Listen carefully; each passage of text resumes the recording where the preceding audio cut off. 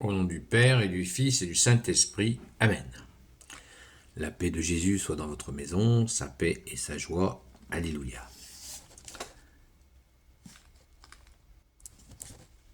Voilà, c'est la Bible. La Sainte Bible. Moi j'aime bien l'appeler la Sainte Bible parce qu'elle a été écrite par des gens qui l'ont écrite sous la conduite de l'Esprit Saint. Nous catholiques, nous croyons en un seul Dieu qui est Père, Fils et Saint-Esprit. Et elle a été écrite par des individus qui ont été appelés par Jésus et puis d'autres par Dieu le Père, par des prophètes. Elle a été écrite par des apôtres, par des disciples. Et donc cette Bible, on ne sait pas comment faire quand on est débutant, on ne sait pas comment faire pour y rentrer. Eh bien, il y a la solution, à mon avis, pour y rentrer, c'est d'y rentrer par l'amour. Jésus est cet amour qui nous permet de rentrer dans la Sainte Écriture. Alors concrètement, ça veut dire quoi? Ça veut dire que si on rentre dans la Sainte Écriture uniquement avec notre cérébral, on ne va pas y arriver. Alors que si on y rentre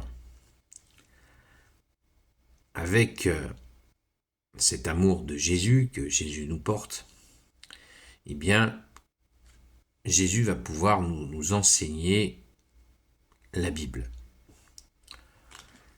Et pour que je vous propose quelques pistes pour y rentrer. Déjà, il faut oublier que la Bible se lit de A à Z, comme un roman qu'on lit du début à la fin. Il faut se sortir ça de la tête.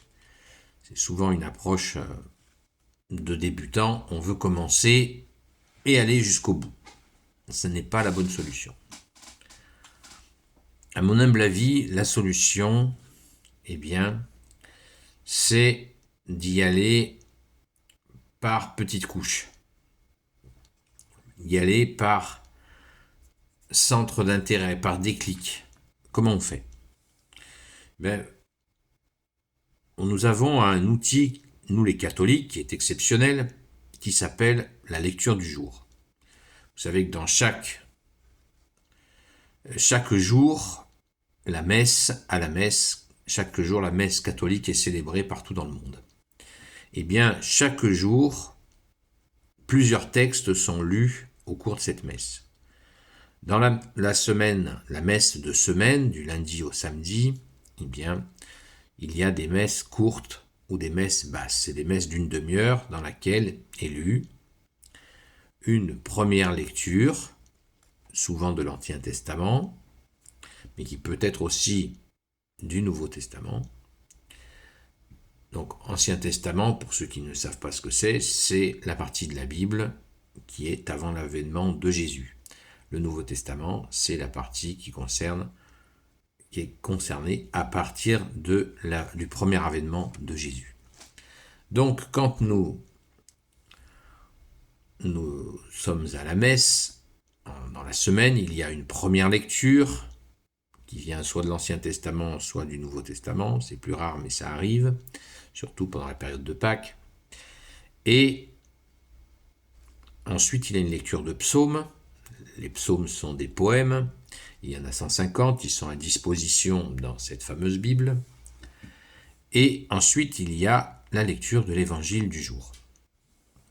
Quand arrive le dimanche matin, la messe du dimanche, qui est la messe où nous fêtons la résurrection de Jésus, tous les dimanches, nous fêtons la résurrection de Jésus. Nous rendons grâce, merci Jésus, de t'être offert pour nous et d'être ressuscité. C'est cette résurrection que nous fêtons chaque dimanche. Et là, il n'y a pas 3 lectures, il y en a 4. il y a une lecture de l'Ancien Testament, un psaume, un épître de Saint Paul et, quatrième lecture, l'évangile du jour. Donc, pour ces lectures quotidiennes qui changent chaque jour, chaque lecture change. Et dans cette lecture, les textes sont choisis par des gens de l'Église qui font ces choix en fonction de la période qu'on traverse. Donc c'est très intéressant parce que c'est toujours actualisé au calendrier catholique.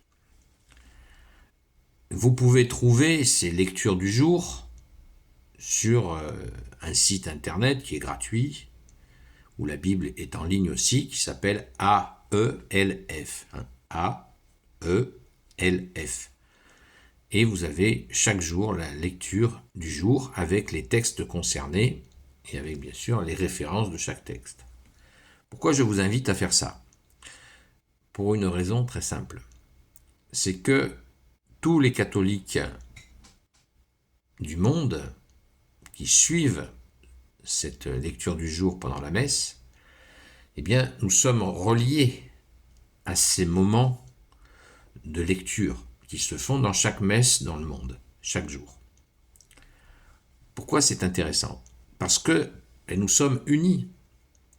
Nous sommes unis dans cette lecture, donc du coup, ça va donner une force extraordinaire à cette lecture. Nous sommes unis dans la lecture de la parole du jour. Alors, cette parole du jour, elle existe aussi dans des petits livrets où les gens peuvent s'abonner, mais ça, c'est payant. Donc, moi, ce que je vous invite à faire, c'est d'aller sur ce site gratuit AELF, de voir la lecture du jour, bien sûr de vous procurer la Bible que je ne cesse de vous conseiller, la Bible des peuples, et de lire la lecture du jour. Et tout particulièrement, l'évangile, c'est celui que je lis chaque matin. C'est intéressant parce que les personnes qui ont organisé ces lectures du jour font le lien entre l'Ancien Testament, le psaume qui est lu et l'évangile du jour. Donc on y apprend énormément de choses, c'est-à-dire les parties de l'Ancien Testament qui étaient liées notamment à l'avènement de Jésus qui avait été annoncé très longtemps avant la venue de Jésus, le seul Messie pour l'éternité. Donc on apprend énormément de choses par ce biais-là. Et on peut ainsi rebondir sur notre quotidien, cette lecture quotidienne, et on peut bien sûr aller un peu plus loin, c'est-à-dire que vous vous doutez bien que quand l'Église catholique nous propose une lecture, la lecture du jour, elle nous donne quelques petits passages. Personne ne nous empêche à lire le paragraphe entier et ainsi de comprendre les choses un peu plus largement. Et puis nous pouvons aller bien sûr lire les commentaires qui sont dans cette Bible des peuples, qui sont très intéressants, très pertinents et accessibles. Ça, c'est une méthode qui est, à mon avis, la meilleure. On se cale sur ce qui se passe dans l'Église. C'est très important. Et on se cale sur la messe, ce qui est quand même merveilleux. C'est extraordinaire de pouvoir se caler sur la messe où il y a cette lecture. Donc, on ne lit pas la Bible tout seul dans son coin. On la lit entre catholiques, ainsi, de cette manière. Très important. Et en lisant ainsi, vous allez vous habituer, dans cette lecture de la parole du jour, à la compréhension. Et petit à petit, vous allez commencer à croiser à croiser les informations que vous allez accumuler, c'est la compréhension de la parole de Jésus, à comprendre le sens de la parole de Jésus, à force d'écouter et de comprendre, vous allez faire ce que nous allons faire, ce que nous demande Jésus, c'est de mettre en pratique sa parole. Voilà, cette méthode, à mon avis, elle est la meilleure puisque c'est celle de l'Église catholique qui, en choisissant ces textes, ce sont des gens qui passent leur vie à ça, à choisir des textes, eh bien, ça nous permet de rentrer dans la compréhension de ta parole, ô Jésus, toi qui nous donnes la vie. C'est magnifique. C'est magnifique. Merci Jésus. Ensuite, rien ne vous empêche d'approfondir chaque thème traité chaque jour, ou un jour sur 2 ou 3. C'est pas un problème. Je vous donne quelques autres conseils que vous suivrez ou pas, c'est votre liberté. C'est par exemple de ne pas annoter sur la Bible, de ne pas écrire, faire vos commentaires directement. Il y en a qui achètent 2 Bibles, une pour garder un texte sans grabouillis, on va dire, et une autre qu'ils annotent. Ça n'a pas... moi, je trouve ça irrespectueux. Il faut que la Bible soit... C'est un outil, certes, mais c'est un livre saint qui contient la parole de Dieu. La Bible n'est pas la parole de Dieu, elle contient la parole de Dieu.